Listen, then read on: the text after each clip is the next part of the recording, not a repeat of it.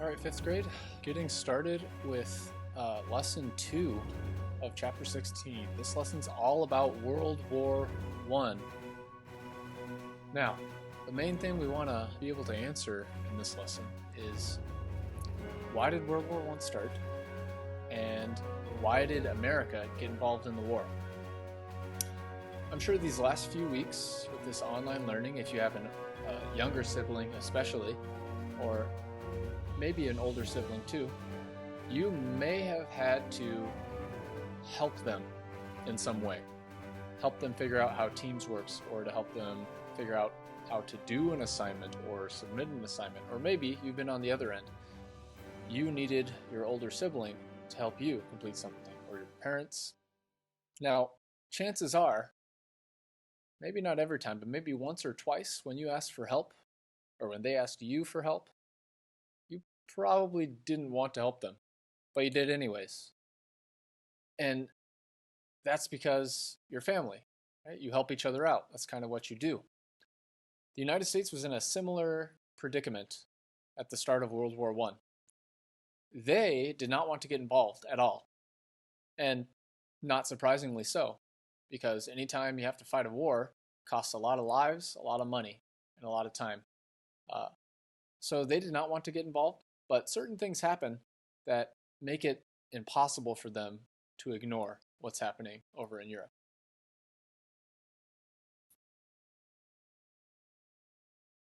All right, so we have chapter 16, Becoming a World Power, here in lesson 2 on World War One. So our objective for today, we want to explain the causes of the First World War and the reasons that the United States entered the war.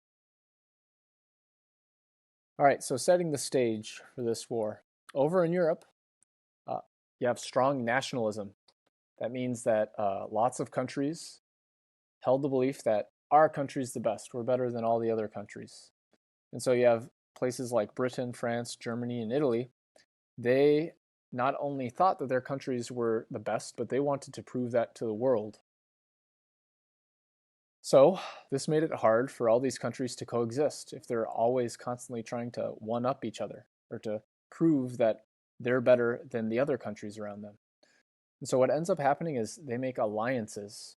So they agree to work together to defend each other. And here are the two big alliances for World War One. You should write these down. So you have the Allies, which the three main countries here would be Britain, France, and Russia. So here's Great Britain, here's France, and here's the Russian Empire. Also, you could add to there the United States, because they later on would become part of the Allied powers. And then you have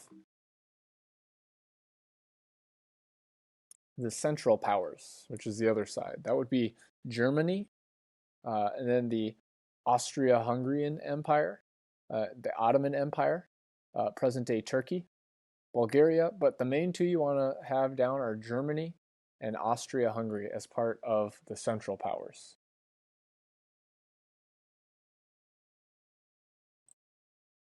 Here's another look at the map. You see you have the Central Powers in pink here: Germany, Austria, Turkey, Bulgaria. And then you have the Allied powers, which comprise of a lot more countries in green. So you have French, you have Italy, you have the Russians, Romania, Greece, Great Britain. Later on in the war, United States would also be a part of this too.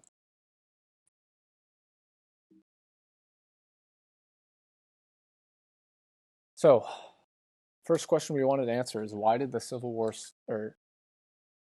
first question we want to answer is, why did World War One start?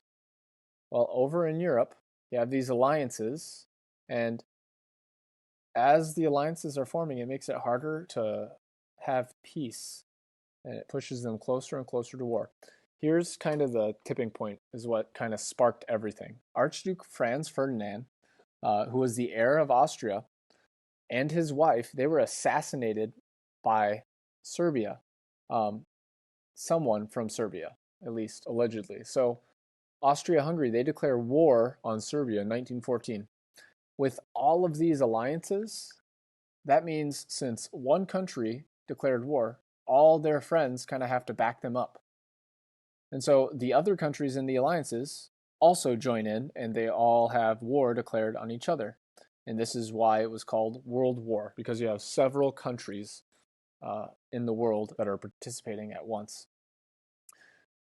Huge type of fighting in World War One that was new was trench warfare. And you can see in the picture in the background, we have soldiers in trenches. They would dig out earth to a big trench, and that would kind of protect them from any type of gunfire and things like that. And they would set up barbed wire at the top as well to protect them, so people couldn't really come past. So they had thousands of miles of trenches dug all over Europe during this war. Also, you have machine guns, tanks, airplanes, submarines, poison gas. These are all new weapons as well in World War I. Here are some pictures of people in trenches. They would spend several hours, they'd spend days in the same trench sometimes. They'd sleep, they'd eat, they'd do everything within these trenches.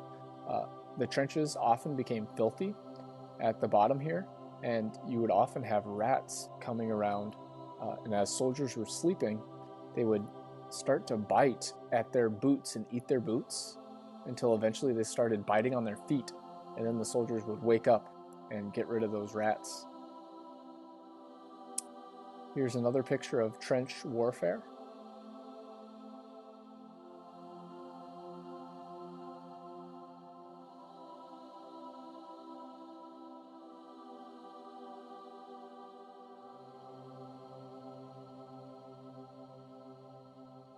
So this is how a trench was set up. You had different levels. Now this is if you had time to make a well-built trench. Oftentimes the trenches were just simply dug out of the earth. But if you had enough time and your army was there long enough, this is what your trench would look like. You have at the bottom duck boards here. That way any moisture, like if it's raining, it can kind of drop down to the bottom here and you don't flood your trench. Here you have a step to get in and out more easily, and also to stand up to see and to shoot your weapon. And then along the sides here, you can see it's fortified so that the earth doesn't tumble over. And then you have sandbags usually at the top, which would serve as some form of protection, but also a way to stabilize your weapon during battle. All right, first question, check. Second question was, why did America enter the war? Well, when it started, most people did not want America to join the war. However, you have Germany that had these submarines called U-boats, and they were engaged in what's called unrestricted submarine warfare. That means if anyone came through their part of the water, they would shoot at them. And so they were sinking these British ships, and they sank one American ship, the Lusitania. And so America says, okay, you have to stop with this unrestricted submarine warfare. And Germany said, okay, we promise we won't sink any more of your US ships.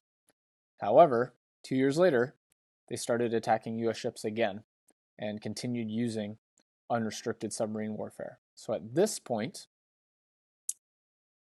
around the same time, you have this thing called the Zimmermann telegram. So this telegram is a message that was intercepted by the United States. They were able to figure out that Germany sent Mexico a message, and they wanted Mexico to join the war on their side, and they promised them that they would get parts of the United States that they lost in war to the United States. And so when this was intercepted by Britain, they sent it to the United States right away so that we would help them in this war. And so at this point, President Woodrow Wilson, he asked Congress to declare war on the Central Powers, and they approved it after the sinking of our ship and the Zimmermann telegram and a bunch of our allies that were already fighting over there. It became too much to ignore, and the United States helped out in the war. We brought new enthusiasm, and we fought alongside all these armies that were all worn out because they'd already been fighting for several years. We didn't join until 1917, and as you all know and have memorized, the war goes from 1914 to 1918. And so we come in as like fresh reinforcements. Without the United States' entry in the war, it definitely would have ended a lot differently for the world. Here's a picture of the Zimmermann telegram. So you can see here it's a bunch of codes. So Britain was able to intercept it and then send it to the United States.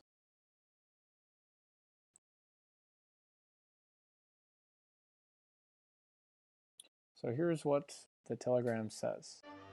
We intend to bring on the 1st of February unrestricted submarine warfare. We shall endeavor, in spite of this, to keep the United States of America neutral. In the event of this not succeeding, we make Mexico a proposal of alliance on the following basis: make war together, make peace together. Generous financial support and understanding on our part that Mexico is to reconquer the lost territory in Texas, New Mexico, and Arizona. The settlement in detail is left to you. You will inform the President of the above most securely as soon as the outbreak of war with the United States of America is certain, and add the suggestion that he should, on his own initiative, invite Japan to immediate adherence and at the same time mediate between Japan and ourselves.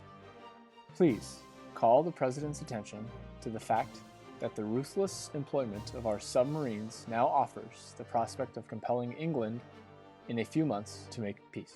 Signed, Zimmermann.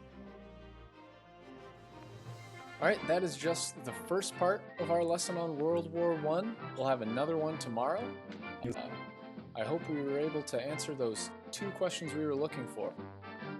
Why did World War I start? And why did America get involved in the war? There's one other video for you to watch on the reason that World War I started. Make sure you also view that. Blessings on your day.